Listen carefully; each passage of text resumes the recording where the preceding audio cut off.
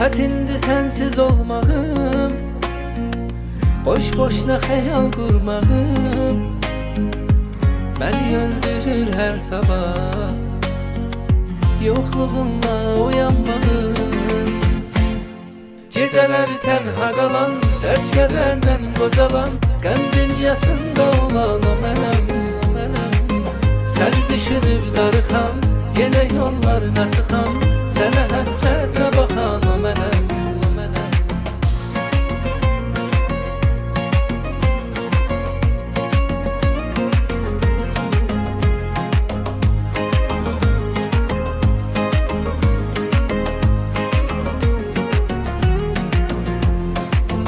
Eşitməni ey qəlbi daş, mən səni tanımazdım kaş.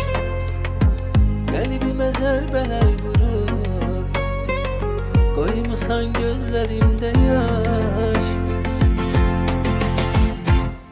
Gecələr tənha qalan, dərd kədərdən qozalan, qəm dünyasında olan o mənəm, o mənəm.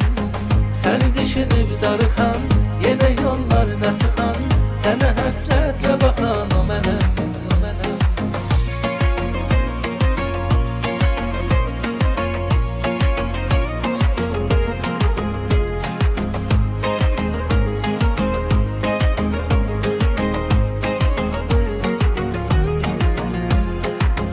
Mən indi bir özgə yerdə düşmüşəm sən adlı dərdə.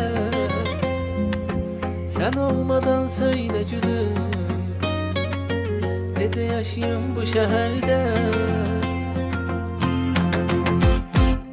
Gecələr tənha qalan, dərd kədərdən qozalan, qəm dünyasında olan o mənəm, o mənəm. Sən düşünüb darıxan, yenə yollarına çıxan, sənə həsrət